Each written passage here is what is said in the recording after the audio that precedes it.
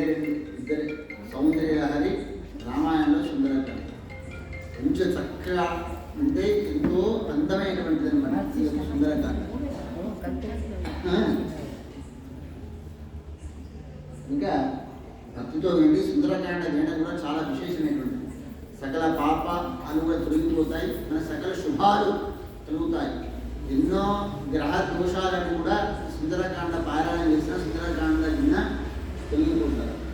మొత్తం మీదకమైనా ఈరోజు చెప్పేటువంటి 1-2 సర్గలు విన్నా చాలు, మనకు భగవంతుడి యొక్క అనుగ్రహం ఉన్న సకల గ్రహ దోషాలను కూడా తొలగిపోతాయి.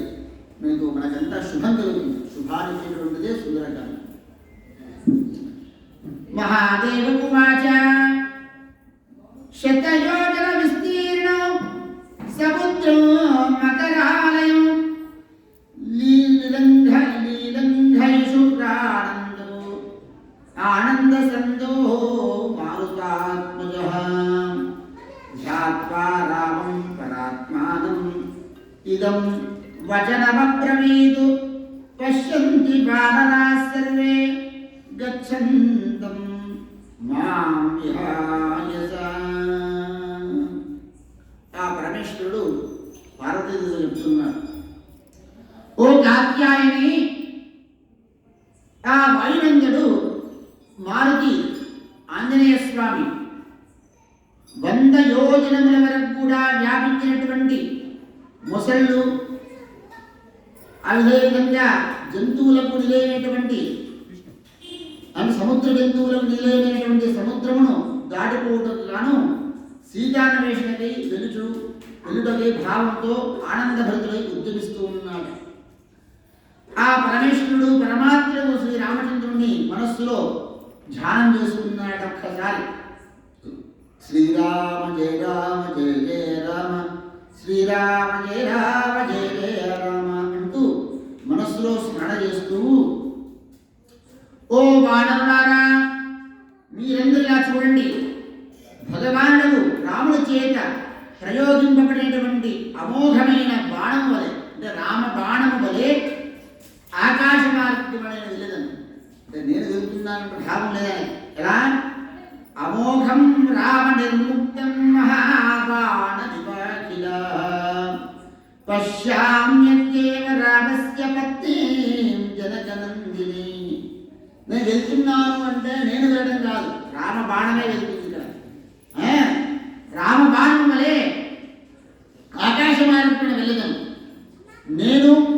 నేడే రాముని యొక్క ప్రియపత్నియగు జనకనందిని సీతాదేవిని చూడగలను. నేను ధన్యుడను అను నిశ్చితముగా నేను ఈనాడే ఈ కార్యమును సఫలమునర్చలేకపోయి రఘురాముని తిరిగి దర్శించడం. మృత్యు సమయమున ఆ స్వామి నామము ఒక్కసారి స్మరించగానే మానవుడు అంతులేని సంసార సాగరమును దాటి పరమధామమును వెళ్ళిపోవు. అట్టి ఎడల నేను ఆ ప్రభువు యొక్క దూతను, విశ్వాసపాత్రుడను. ఆ దేవదేవుని అవయవ రూపమైనటువంటి వేలి ఉంగరం, అంటే ఆ స్వామి యొక్క ఉంగరాన్ని నాకు ఇచ్చినాడు కదా. అంటే అక్కడ దాంట్లో రామ తారకం ఉంది, రామ అనే తారకం ఉంది. అంటే రాముడు నా వెంటనే ఉన్నట్టు కదా, తీసుకొని ఉన్నవాడిని.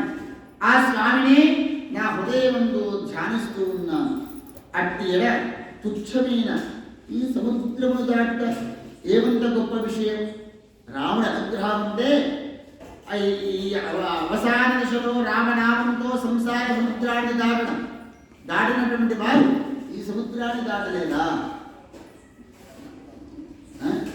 ఒక సామెత ఉన్నది, కాళ్ళు సముద్రాన్ని దాటవచ్చు కానీ కంటిలో నీరు కారకుండా సంసార సముద్రాన్ని దాటలేదు. కాళ్ళు కలగకుండా సముద్రాన్ని దాటవచ్చు కానీ సంసార సముద్రాన్ని దాటాలంటే కంటి పంట నీరు కాల్చవలసిందే ఏ రోజైనా. అటువంటి ఈ తుచ్చమైన సముద్రాన్ని దాటడం ఏమంత విషయం అనే పలికి హనుమంతుడు తన బాహువులను చాలా పర్వతాకారం వల్ల చాచినాడు, పొడవుగా చాపినాడు. తోక నిటారుగా సరి చేసినాడట. మెడ నిటారుగా ఉంచి పైకి చూచుచూ పాదములు ముడుచుకొని దక్షిణాభిముఖుడై వాయువేగంతో ఆకాశంలో కథ లంఘించినాడు. అది చూసినటువంటి ఆకాశ దేవతలందరూ కూడా చూస్తూ ఉన్నారట. అతి వేగముగా మహావేగంతో వెళుతూ ఉన్నాడు. వాయువేగముగా వెళుతున్నటువంటి ఆ ఆంజనేయ స్వామిని చూసి ఆ వానరుని బలమును పరీక్షింపదలిచినాడ దేవతలంతా కూడా. ఎంత వేగంగా వెళ్తున్నాడు, వీడి ఒకసారి వీడి యొక్క పరీక్ష చేద్దాం, వీడి యొక్క బలం ఎంత ఉంది అనుకుని గొప్ప బలశాలి వాయువేగము గల ఈ వానరుడు వెళుతూ ఉన్నాడు. లంకను ప్రవేశింప శక్తులవునా కాదా, అతని బలమును మనం ఒకసారి పరీక్షిద్దాం, తెలుసుకుందాం అని అనుకుని ఇట్లు కుతూహలముతో దేవతాగణంలో విచారించి సురస అనేటువంటి పేరు కలిగినటువంటి నాగమాతతో ఇలా అన్నారట. ఓ నాగమాత, సురస నీవు వెళ్ళుము, నీవు ఆ ఆంజనేయ స్వామి కొంచెం విఘ్నం కలిగించు, అతని బలమును తన యొక్క అదేవిధంగా దేహ బలమును అదేవిధంగా బుద్ధి బలమును కూడా తెలుసుకొని అతివేగంగా మళ్ళీ తిరిగి రమ్ము అని చెప్పినారట ఆ దేవతలు. ఆమె శీఘ్రముగా హనుమకు విఘ్నం కలిగించడమై బయలుదేరింది.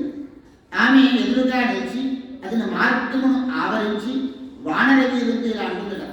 రమ్ము మహామతి, నా నోటిలోకి వేగమే ప్రవేశింపుము, ఆకలి బాధతో నకనకలాడుచున్న నాకు దేవతలచే ఆహారముగా నీవు కల్పింపబడినావు అనగా అందుకు ఆ ఆంజనేయ స్వామి ఆమెకి ఇలా చెప్పినాడు. ఓ తల్లి, నేను శ్రీరాముని జానకిని చూచుటకు పోవుచుంటుంది.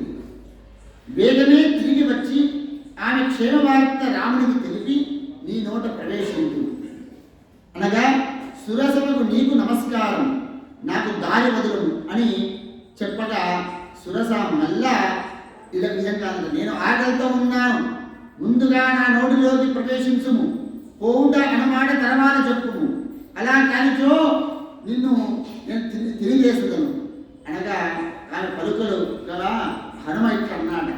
వేగముగా నీ నోటిని తెరువుము, నీ నోట ప్రవేశించదును, తొందరగా వెళ్ళవలసింది, నేను ఇప్పుడే వెళ్ళిపోయేదను అని చెప్పి యోజన విస్తృతి గల దేహం ధరించిందట. ఆమె ఒక యోజనమంత విస్తృతి మహాకాయంగా నోరు తెరిచిందట. ఆ ముందు నిలిచింది ఆమె ఆంజనేయ స్వామి ముందు నిలిచిందట. అప్పుడు స్వామి అంటే ఆ ఆంజనేయ స్వామి రూపము చూసి సురస 5 యోజనలు తెలిసిందట. అంటే ఆమె ఎంత తెలిస్తే నేను ఎంత పెద్దగా అవుతా ఉన్నాడు. ఆమె మళ్ళా ఇంకా పెద్దగా తెలిసిందట. ఆ నాగమాత సురస ఆమె పేరు వెలుపుగా నోరు తెరిచిందట. హనుమంతుడు అంతకు రెట్టింపుగా మా పరిమాణాన్ని పెంచినాడు తన దేహాన్ని. అంత సురస 20 యోజనలు వెడల్పుగా నోటిని తెరిచిందట. వెంటనే హనుమంతుడు 30 యోజనలు ఎత్తు పెరిగినాడ. అప్పుడు సురస 80 యోజనలు విస్తీర్ణముగా తన నోటిని తెరిచిందట. అమాంతం హనుమంతుడు ఏం చేశాడంటే బొటంత్రేలంత చిన్న ఆకారంగా మారి చిటికలో అంటే క్షణకాలంలో, క్షణం కూడా ఒక అరక్షణ కాలంలో ఆమె నోటిలోనికి ప్రవేశించి వేడుకుంటా బయటకు వచ్చి ముందు నిలిచిందాట. అమ్మా, నీ ముఖమున ప్రవేశించుదని తిరిగి బయటకు వచ్చిందని దేవి నీకు నమస్కారం. వీళ్ళు చెప్పుతున్న ఆమెను చూచి ఆ బాబని చూచి ఆమె ఈ విధంగా ఆయన పోయినము శుభమస్తు. నాయన, నీకు దేహబలమే కాదు బుద్ధిబలం కూడా చాలా విశేషంగా ఉంది. బుద్ధిబలంలో శ్రేష్ఠుడా, అందుకనే బుద్ధిర్బలం యశోధైర్యం నిర్భయత్వం మరోగత. ఆ విధంగా బుద్ధిమంతులలో శ్రేష్ఠుడా రామకార్యము సాధించు. ఓ వానరా, నీ బలము తెలుసుకున్న కోరిన దేవతల చేయని ప్రేరేపించి నేను ఇక్కడికి వచ్చినాను. పోయి సీతను చూచి తిరిగి వెళ్ళి రాముడు దర్శించదుగాక అని ఇట్లు చెప్పి ఆమె దేవలోకానికి వెళ్ళింది. తర్వాత వాయుపుత్రుడు వాయు మార్గంలో పక్షిరాజు గరుడుని వలె ఎగురుతూ వెళుతూ ఉన్నాడు. సముద్రముడు కూడా మణికాంచన పర్వత రూపుడైన మైనాకునితో ఇలా అన్నాడ. సముద్రుడు మైనాకునితో, ఇదిగో పైనుండి వెళ్ళేటువంటి వాడు మహాసత్తుడు వాయుసుతుడు హనుమ రామకార్య సిద్ధికై పోవుతూ ఉన్నాడు. అతనికి నీవు పడవు. పూర్వకాలమున సకల చక్రవర్తి చేత వర్ధల్లి సాగుడమైనావు నీవు. ఆ సగర వంశమునందే ప్రభువుకు దాశరథి రాముడు అవతరించినాడు. అతని కార్యమును నెరవేర్చులకి ఆ కపివరుడైనటువంటి ఆంజనేయ స్వామి వెళ్తూ ఉన్నాడు. నీటి నుండి నీవు వెంటనే వెలుపలికి రమ్ము, నీ యందు విశ్రమించి అతడు మరల ప్రయాణించుగాక అని సాగరుడు అనగా అతడు అట్టే అని మహోన్నతుడైనటువంటి మైనాకుడు జలమధ్యం నుండి పైకి వచ్చి ఎదురుగా కనిపించినాడు. నానామయ మణిమయమైనటువంటి ఆ గిరిశిఖరముపై నరాకృతి దాల్చి నిలిచిన మైనాకుడు ఆకాశమున తనను దాటిపోనున్నటువంటి హనుమతో ఇలా అన్నాడ, ఓ కపివరా హనుమా, నేను మైనాకుడను. మారుతి నీకు విశ్రాంతి కలిగించుటకై సముద్రంచే ఆజ్ఞాపించబడింది. రా రమ్ము, అమృతమైన పక్కు ఫలమును ఆరగించి క్షణకాలం ఇక్కడ విశ్రమించుము, తరువాత యథాసుఖముగా నీవు వెళ్ళవచ్చును అని చెప్పగా వాయునందుడు హనుమంతుడు ఇలా బదులు పలికినాడు. రామకార్యార్థమై వెలుచున్నటువంటి నాకు ఫలభక్షణ ఎట్లు కుదురును, విశ్రాంతి ఎట్లు వీలగును, నేను త్వరగా వెళ్ళవలసినది ఉన్నది అని చెప్పి మైనాకుడి ఆతిథ్యమును గౌరవించడానికి ప్రతీకగా తన చేతితో మైనాకుడిని స్పృశించి కపివీరుడు ముందుకు సాగినాడు. కొంచెం ముందుకు వెళ్ళిన తర్వాత అతని ఛాయ సింహిక అనేటువంటి ఛాయాగ్రహీలు ఘోర రాక్షసి పట్టుకుంది. అది ఎల్లప్పుడూ జలమధ్యమందే ఉండి ఆకాశం నుంచి వెళ్ళేటువంటి వారి ఛాయను పట్టి లాగి తింటూ ఉంటుందట. వీర్యవంతులకు హనుమ ఆమె చే పట్టుబడి ఇలా చింతించినాట, ఎవరు నాకు విఘ్నం కలిగిస్తూ ఉన్నారు, నా వేగమును ఎవరు నిరోధించినారు అని ఎక్కడ ఎవరిని కనిపించలేదే, నాకు ఆశ్చర్యం కలుగుతున్నది అని ఎప్పుడు బాగుగా ఆలోచించి హనుమంతుడు క్రిందికి చూశాట. అతనికి అచట ఘోర రూపిణి అతికాయురాలకు సింహిక అనేటువంటి రాక్షసి కనిపించింది. వెంటనే నీటిలోకి అతివేగముగా దూకి మిగుల రోషముతో ఆమెను పాదములతో త్రొక్కి చంపేసినాట. మరల పైకెగిసి హనుమంతుడు మళ్ళీ దక్షిణాభిముఖంగా మరలి వెళ్తున్నాడు. అంతటా నానా విధములకు ఫల కుసుమములచే నానా పక్షి మృగములచే నిండినది అనేక విధములకు పుష్పలతలు కలిగిన దక్షిణ తీరము చేరినాడు సముద్ర తీరానికి. అచ్చట త్రికూట గిరిశిఖరిని ఎన్నియో ప్రాకారములతో నిండి ఉండి ఆ త్రికూటగిరి ఎంతో అద్భుతంగా ఉండగా అన్ని వైపులా అగర్తలు అంటే కందకములు కలిగి ఉన్న నగరాన్ని చూశాడట. ఈ లంకా నగరమును ఎట్లా ప్రవేశించగలనని ఆలోచించినాడు ఒక్కసారి. రావణ పాలితకు ఈ లంకను సూక్ష్మ రూపములో నేను రాత్రి సమయమునందు ప్రవేశించదను అని ఈ విధంగా చింతించి అతడు అచ్చటనే నిలిచి రాత్రి అగుచుండగా లంకలోనికి ప్రవేశించాడు. త్రికూట పర్వతం మీద కాస్త కూర్చొని రాత్రి అడుగుతూ ఉండగా సంధ్యాసమయం అయిపోయి రాత్రి అయ్యేటువంటి సమయంలో ఆ లంకలో ప్రవేశించినాడు. ప్రతాపవంతుడు ఆంజనేయుడు సూక్ష్మ శరీరమును దాల్చి ద్వారమే ప్రవేశించినాడు. అక్కడ సాక్షాత్తుగా రాక్షసీ రూపం ధరించిన లంకిని అనేటువంటి రాక్షసి లోనికి ప్రవేశించేటువంటి హనుమను చూచి బెదిరించినదట. ఎవడవురా నీవు, వానర రూపం దాల్చి లంకిని నన్ను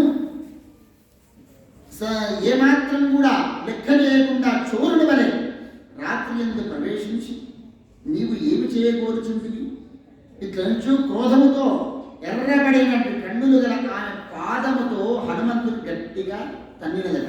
హనుమంతుడు ఆమెను స్త్రీ కదా అని చులుకన భావముతో ఎడమ చేతితో కొట్టినాడు.